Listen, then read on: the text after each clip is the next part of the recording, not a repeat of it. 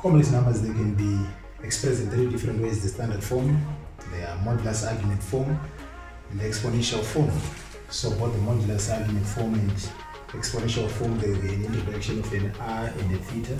So your r will be your the modulus, and then the theta will be the argument of the complex number. So let's work out with this example. So let's say we have our complex number in standard form -1 minus I. So our first task will be of representing this complex number when in our diagram. So we have real x's and other x's. So -1 minus I will be in the third quadrant, first quadrant, second quadrant, third quadrant. So that's -1 minus 1. -1.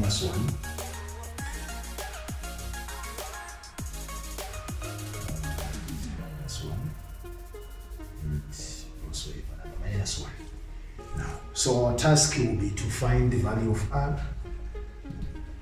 our modulus. So the modulus will be equal to the square root of -1 squared plus -1 squared, which is equal to √2.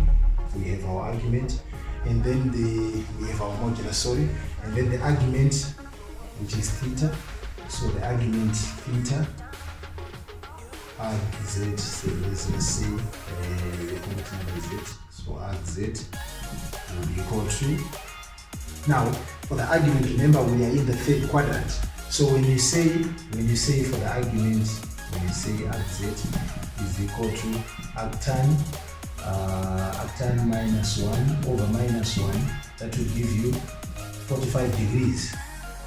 But now we are in the third quadrant, we are not in the first, quadrant. If it was 1 plus I, our argument also was supposed to be 45, but now we're in the third quadrant. 45 is here.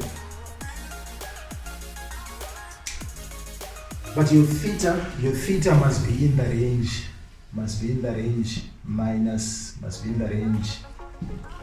from minus pi to pi.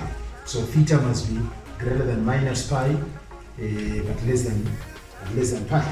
So your 45 is in the third quadrant. So for you to get to this complex number, you can either go anti-clockwise or clockwise. So when you are moving in that clockwise direction, the angle will be negative. But when you are moving in the anti-clockwise direction, the angle will be positive. So if we are to move in the positive in the anti-clockwise direction, that will be 100 plus 45, 225, and then that will be out. It falls out of the range. So we are supposed to move clockwise, and clockwise will be negative. So that's 90 plus 45, we get 135. So our theta is supposed to be 135, but the theta must be in radians. So 135 in radians, that's 3/4 pi.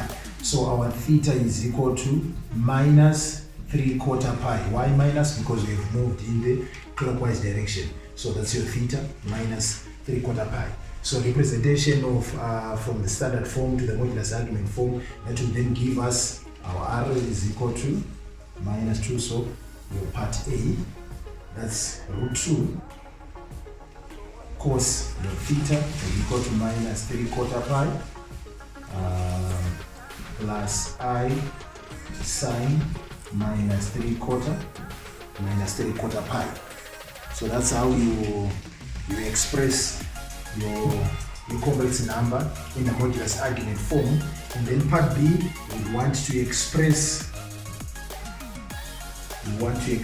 it in the exponential form. That's simple. Now we just take your r, that's √2, which is √2 e to the power I theta, our theta, which is the argument, minus 3/4 pi. So that gives us minus 3/4 pi I. So these are the 3 different forms in which you can express your complex numbers. The standard form, that was the initial part, and then we did the Modulus-Argument Form, and then the exponential form.